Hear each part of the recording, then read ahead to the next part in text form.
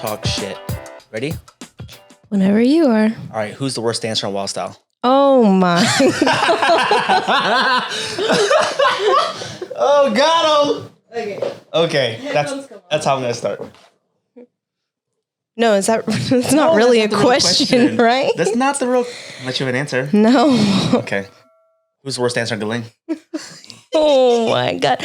I have way too many friends for this. Who's your favorite owner? Oh my gosh, I'm just kidding. He's my favorite. All right, I want to start by saying I love you. Oh, thanks. Have a good show, as we say on Super. And I'm going to start by saying I love you because... I'm really scared. Why? I love you because you always make my birthday special. Oh no. You don't know. I mean, what part of the birthday? You don't have to speak right into it. What did you do for my birthday this past year? So we are in quarantine, obviously. And Just speak towards me. Oh. So we're in quarantine. Okay. And you had just mentioned that you didn't think you were going to see anybody. Nobody. So I produced a quarantine birthday parade with all of our friends. You did. I did. You did. And it was good. And we took shots. We did. And the year before that, I think we were at my uncle's place.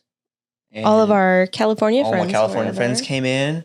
The year before that, we were in San Diego, and they showed up again. Or in LA, they showed up again. Right?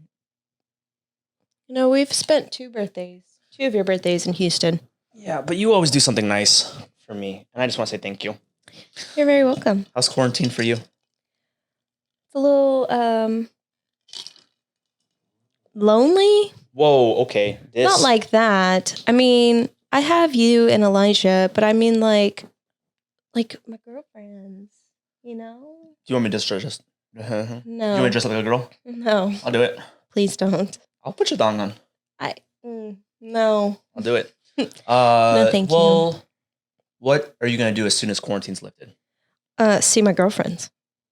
I feel like you're lesbian. I just need some tea in my life. Aw. And Marina. Aw. Are you saying that because we're recording? No. No, but I FaceTimed Tia yesterday because I miss her too. I really do miss her. Yeah. Well, I'm naming this Grwn Talk because part of it is for posterity, so that whenever we get old and Elijah finds these, we can find out how dirty we are. He's really gonna know his parents. I know. But also, Yikes. he can also get some words of advice and wisdom. Okay. So it'll be funny, but it'll also be like some good stuff in there. Yeah, it's kind of like an electronic journal. Yeah. To our child. An e-journal. An e-journal. Yeah. Never mind. I'm not even gonna try. Where are you going with I was gonna go an urinal or like an e-urinal. Get out. Trying to replace the J, but that didn't work. Didn't sound as great. All right. So my main question for you today, is we met in El Paso. You had never really left the city. Nope. Since then, you have moved to LA, San Diego, back to LA, and Houston with me in the last 5 or 6 years. What do you say to kids who are like scared to move? They're 18 and they're ready to take the next step in their lives. So it's kind of hard. I mean, it's not hard. I'll explain what I would have to say to somebody that would have to move at 18. But I actually moved a lot when I was younger. Okay. With mom and dad being divorced, dad was always getting newer jobs and would move out. It seemed like further and further into the U.S. away from us. But he had great idea, great jobs. It moved him out. So I've actually spent time in Arkansas, Kentucky. You white. I don't know. I lived in some of those places. I get it. But what would you tell people who are like nervous to move away for the first time? Like we know a lot of dancers who are like, I want to go to LA, but I'm scared. You just have to do it. I think you just have to do it because there's something to learn by just getting up and going for it. Yeah. Even if you fall flat on your it's true. ass. Can I say ass? I don't care. Okay. Sorry, Elijah. I think there's something to learn, even if it is just falling on your ass. Yeah. You know? I think in order to learn, whether you're 18, 20, 22, 26, if you don't move out, you're never going to learn those lessons. And I think that's just something you got to learn eventually, you know, unless you're trying to stay home the entire time. And that's cool too. Like, you know, born and raised, but I think there's something to be said about that. Like you can be proud if you're born and raised in a spot and you really own it. I think it just may take more time to do certain things that you want to do. Maybe. I don't know. Internet's changed a lot of things. Sure. But I always tell people, because I'm a nomad, I grew up all over the place. I still, you know this, I get itchy to move like every couple of years. Like right now, I'm like, I really want to move. Yes. Not because I don't like Houston. I love Houston. It's just, I'm ready for the next thing. Yeah. But I always tell people like, okay, if you're from Houston, for example, Houston's always going to be there. Mm-hmm. So go do your thing. Yeah. Be successful or not. Yeah. Whatever, you know, figure out what it is for you. And then if you have to or you want to come back, you can. But like, you can come back like hopefully a better version of yourself and make your city better. Yeah. I don't know, but or make yourself better, learn from those lessons, and then go back. Yeah. I mean, I did that the first time I moved to LA. Yeah. And then ended up moving back to El Paso for 6 months? Yeah. Before moving back. And in that time, I was able to go back into my old job. Yeah. Save up all the money I needed, more money than I saved up the first time. Yeah. You know, I was able to take myself back out there again and actually go about it the right way. Because when I moved to LA, I didn't have a job in LA set up. Yeah. It was just I remember shooting the shit. Yeah. But yeah, I get it. You know, moving back to San Diego from El Paso, I had already gotten a job. I had actually, if you don't remember, flown out there the week before I moved with an interview. Shout out to Jackie. Jackie. For getting me that interview at the pharmacy. With the crazy lady. And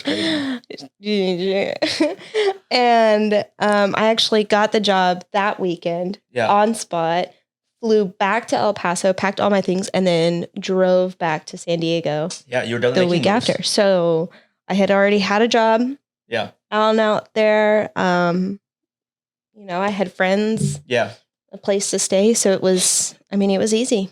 Yeah. But I think it's also different too for us because I don't think we went to like crazy auditions. Like the dance life. We love dance. Mm-hmm. I won't speak for you right now, but for me, I was never wanting to like audition and to be like an industry dancer, or you know, I enjoy teaching and traveling to teach and dance, and if we perform for different artists, that's cool too. But it was never a big thing for me. Yeah. So my struggle is not typical to like a dancer struggle moving to LA. Yeah. You lived a little bit more. So what did you learn from that? Because you did it for a little bit. Yeah. So I kind of grew up forever wanting to be an industry dancer. Yeah. And those first couple months in LA, I just kind of realized that I didn't think industry was for me. Yeah. I love dance and I have a passion for it, but I think I have other areas of passion for dance, like teaching. Yeah. Yeah. I don't think I was just made to be an industry dancer. I won't say it like that. Did you learn that while you were there? Yes. I knew that the struggle was not for me. Not because I didn't want to go for it, but makes because sense. I didn't want to be a dancer in that aspect. Does that make sense? Yeah. You know, like I could have done the struggle by doing it. Right. I could have done the struggle if I was extra passionate about being an industry dancer. Yeah. I mean, I lived in an apartment with 8 people. You know this. Like, I know. I slept on the floor. Because I was an asshole. It's like, you can't live with me. So. Because you got to earn your stripes. Like, I ate ramen. I ate Lego waffles every day. Look, you have You got to earn your stripes. You got to like live a little bit of that. Shut the fuck up, dog. And I sound pretty spoiled when I say I eat Lego waffles every day. It's just part of that journey. Like, but yeah, I mean, there were times when it was either, do you have money for food or you have money for gas? Yeah. I remember being in those positions and being like, this is crazy. I remember Cat Williams has a bit about that too. I was like, yeah. That makes sense. Actually like running out of gas in LA. I remember. I was so mad at you. Okay. I worked 3 jobs. I know. But you figured it out, right? And then you moved, and you've moved a couple of times since then. Yeah. So moving away is a good thing because you figure out what you really like, what you don't like. You can make adjustments. You can always go home if you want to. But this is a double-edged sword, right? Like, sure. It's weird when you go back, right? To those places? No, to your hometown. Yeah. Why is it weird? I feel not. And it's not a bad thing. It's just different. I just feel like I've almost outgrown some of the city. Say more. Like, I don't know. You just experience different things. And what you once thought was like everything, you know, the definition of your life, right, is partially where your home is what I think. Like, especially as a kid growing up. Part of who you are, if not a lot of who you are, comes from what you used to do back home. So knowing that when I go back, a lot of those things have changed based on the places that I've lived. Yeah. It's hard too, because I feel like when you do those kinds of steps in your life, like moving, you're really investing in your own growth, right? Your own development. And it's hard because you have different experiences now than your homies back home. Not to say that they're not having their own experiences, but you're taking forks in the road, right? And it's hard to relate sometimes. Like I remember I went to high school in Hawaii, you know, and I went to school in Virginia.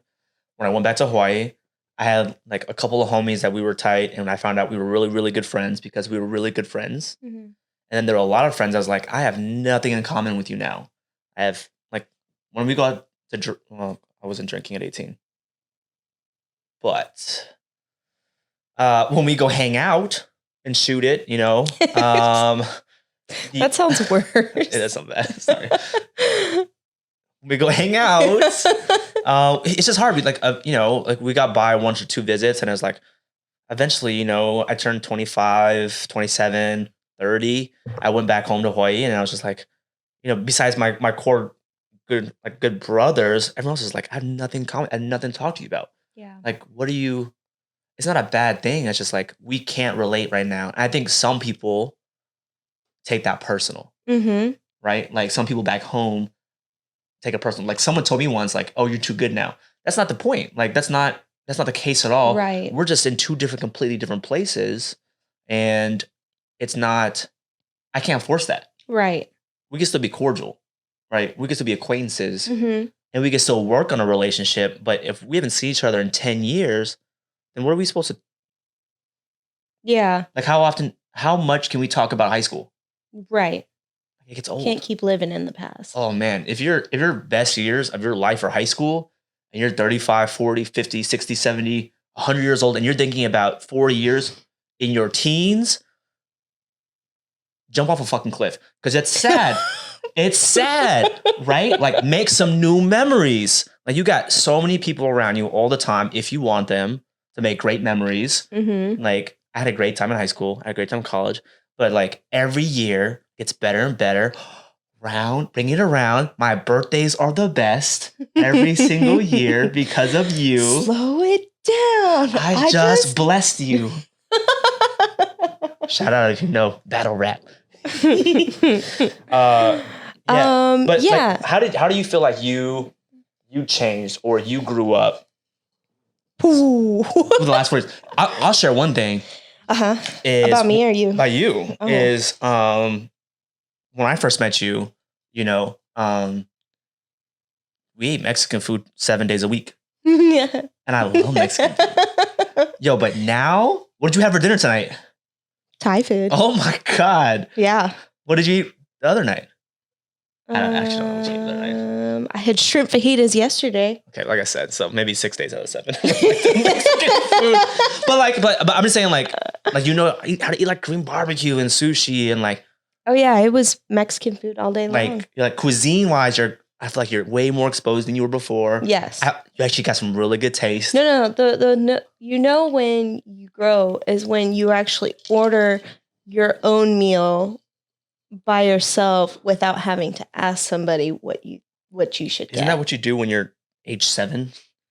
No, I mean like like at a new spot. Right. Okay. So like I could go to like a pho spot. Okay, pho. And I know exactly what I want. Uh-huh. What I'm going to get. Like I know exactly what I'm going to order. You know what you want? Yeah. Okay. I could even look at the menu and be like, oh, I want to try something new today. Oh, don't do it. Yeah. You're going to say something idiot. I thought you were going to say something like, don't say it. Don't do it. No, but I can look at a Thai food menu and say like, hey, I haven't tried this before. Let me try it. Yeah. High school, young Taylor would not have done that. It would have been pizza, stir fry. Thai food is stir fry. No, like, that homemade stir fry that you get the veggies from the grocery store. Too. Yeah. Throw everything in a pot. Yeah, basically. Well, how else do you think you've grown? Because I feel like, food is a basic level, but I personally have seen you, giving you credit again, just grow and develop into this beautiful woman and mother and wife. And I'm just, shut up. Wow. I'll never I'll call myself out. You got a big head. I'll call myself out. I used to be kind of flaky.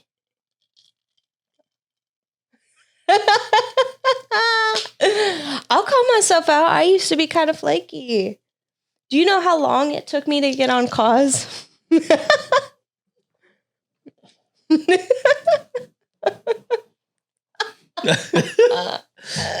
were kind of flaky. It was great. We didn't date for the longest time. Well, because we were friends for a long time too. Yeah. But then I was like... Yeah, I was kind of flaky. But maybe it was like an immaturity thing, right? Yeah. Because you're way more reliable now. I think about it now, and it definitely wasn't intentional. Okay. It was definitely just like me actually just being a kid. Like, I feel like I didn't actually mature until it might have been like 17, 18 years old. And I was on cause when I was 6. I feel like you didn't mature until you hit 20. Okay, I peaked maturity. I don't know if you peaked, but I think you finally started figuring it out. I think, and it's part of it was you moved, you were on your own, you had no safety net, even though we were living in the same city, like really close to each other. Yeah. I was really strict about it. I was an a-hole about it. And I said, I'm not going to be your safety net. I'm not going to we can still hang out and stuff as friends, but we're not going to I'm not going to bail you out. If you need me, call me. Yeah. Because I'm a good friend. But. Awkward. No, I mean, like I'm a good friend, but I'm also not going to hinder your development. Like if you're going to be in LA, be in LA. No, that's the truth though. But I think, I think when you said that, right? Yeah. I mean, there's a bunch of other stuff that went into that as well, but I think there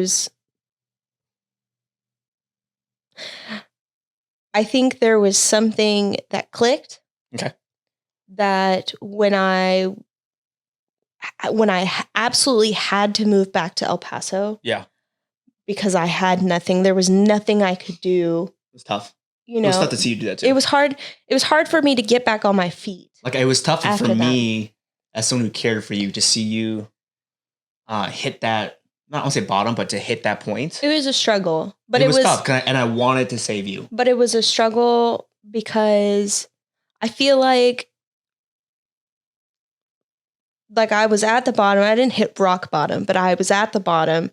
And it was hard for me to even get to a point that I could pull myself up and get a little bit of leverage. Does that make sense? No, I get it. So I had to move home. Like there was no way for me to build off of that in LA/San Diego, wherever I was at that point. So, but it did give me a newfound motivation to get my shit together. I mean, there's nothing like having your back against the wall to really do something. Yeah, because that's when I knew, like, I want to be back in San Diego. I want to be back in LA because I fell in love with those cities. Yeah. And I knew that there was something more for me to experience out there than there was for me to go home and not try again. Yeah. It was hard to see you leave.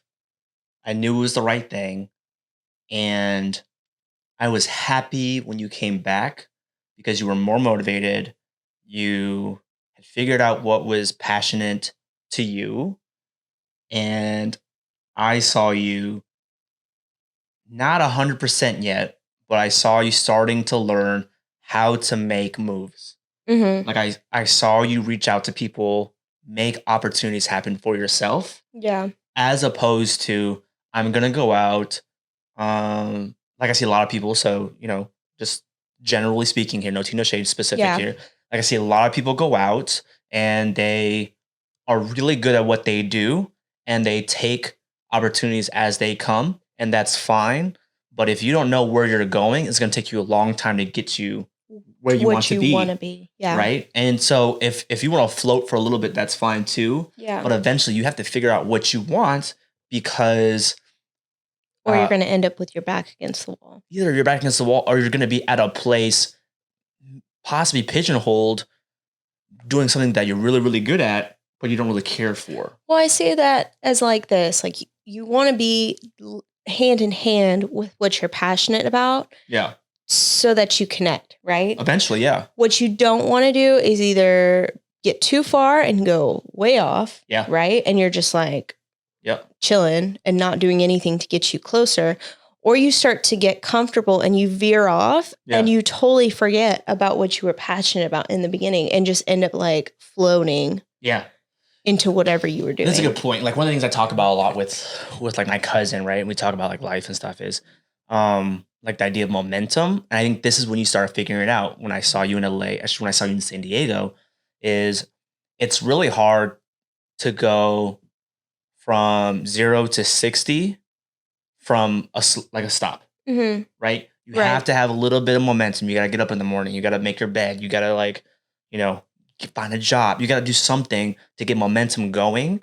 And then as you're going towards your goal, if you think you need to switch over here, it's easier to turn the wheel as it's moving. Yeah. In like a moving car than to like turn the wheel and like stuck in this mud. Mm-hmm. Right. And so I saw you starting to do that. And so now like you have this really great job, right? You're teaching, you're dancing. Yeah. We have this amazing son. Yeah. I hope I guess, for this episode anyway, like I hope he just figures out what he's passionate about. Yeah. Whether it's, I mean, it'd be so dope if he was a dancer, but if he's not, like, that's cool too. He could be a singer. No, like he could be juggler, like a clown. Like, I don't care. I just want to be so passionate about it. Look, he just better be the best clown no out tea, there. No shade against clowns and jugglers. Penn and Teller started off as jugglers, and they're world famous magicians. I had nothing to say about it. I know. But I wanted to find something so deep in it, and he just goes and finds and makes opportunities. And then if he decides to pivot from a clown to a doctor, okay, well he's developed a skill set of being a juggler. You could juggle tools. You could not in the medical field. Why not? I thought you wore gloves. No. What if he's like juggling and playing Operation at the same time? Okay. Not gonna happen. Anyway, but I mean, but there's a skill set, right? You learn when you become the best. Like you learn discipline. You learn how to sit in a room quietly studying or practicing or whatever it is, or like in a studio, or like you learn those things when you're that passionate to be number one in any field, and it can translate. Yes. That's my thought. That's my daughter. No, that's good. It's great. I know it is. I said it. What do you want Elijah to know when he looks at this 18 years from now? We'll do a couple of these too, so don't feel like this has to be the one. But what is one thing you're like, Elijah, I want you to learn this lesson listening to me right now? You're going to learn that your circle gets smaller when you move. Okay, say it again. You're going to learn that your circle gets smaller when you move. Okay. That was hard for me. Why? Really hard because I got friends. Like there were people that I loved to have in my circle, and it was almost like the more I moved, the more people started to drop off. Why is that? So my circle went from like here to like here. Oh, they go from here to here. Like a perfect circle. Or a heart. No, it's great. And I mean, it sucks, but I've learned who in that big circle is really, truly there. Yeah, fact. And who I can call and count on and know, like, hey, I need whatever. Yeah. They will be there for me. And it was hard for me to understand that because it almost kind of was I turned it into a me thing and was like, why aren't they talking to me anymore? Or why is it that we drifted apart? What did I do? Okay. That made us drift. Because you're a people pleaser, though. Yes. Yeah. Definitely. You are. Yeah. Okay. I think way less now, but I definitely was for sure a people pleaser back in the day. And it's because I liked having friends. I liked having the ability to say, I got friends. Well, where are you now with all that? I think if somebody wants to be my friend, then that's cool. Like we have a mutual understanding that we want to be each other's friend. Yeah. But I no longer wish to, it's not mine.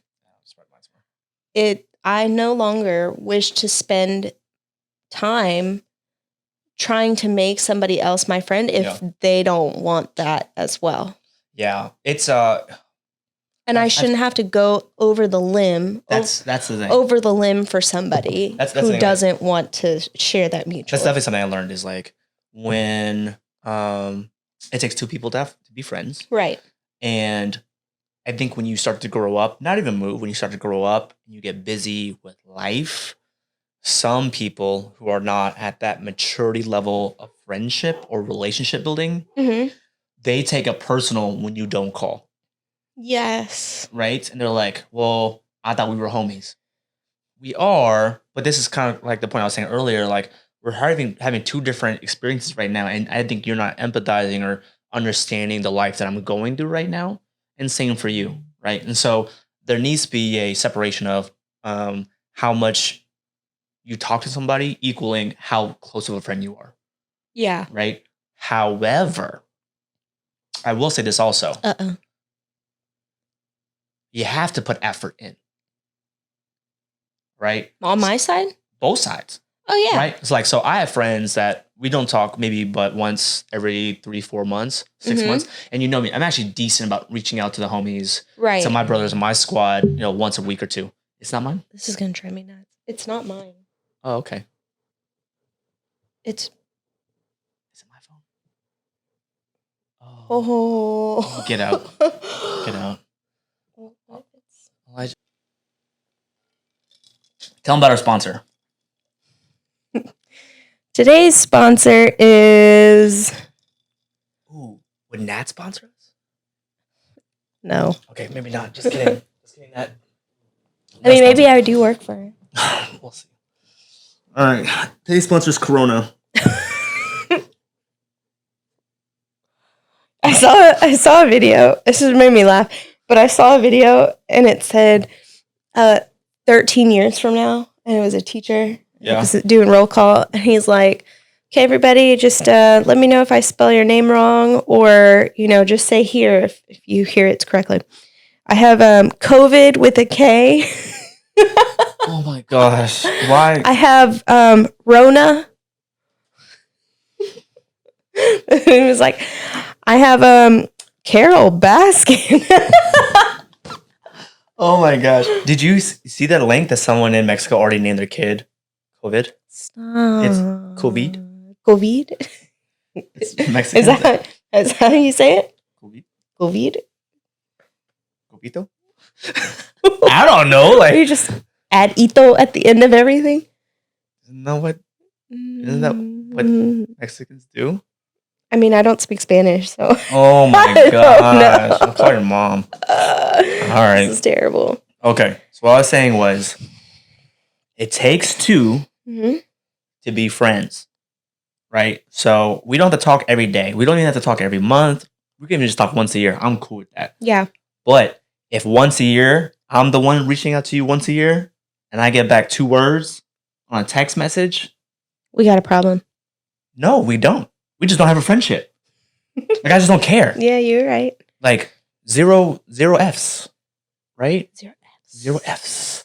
You know what else takes two? Making a baby? To tango. Jeez. You nasty. God.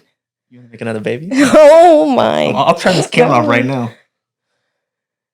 She's blushing. Her cheeks are blushing. I'm a little pink. Okay. I think it's just the jumper. Okay. I think it's important. Yeah. Elijah, your friend circle is important. Yes. As you grow older, it will get smaller. Yes. Quality over quantity. Yes. But I hope as you go through life, you will love everyone equally. Yep. And you'll be selective with your time, but you will love everyone equally. Yes. It's important to have a big heart. Yes. That is one of my worries and fears as a dad, is how do I teach my son to have a big, big heart and let him get burned, and then to help him not get bitter. Right. Next time on Grwn Talk. Oh, that was nice.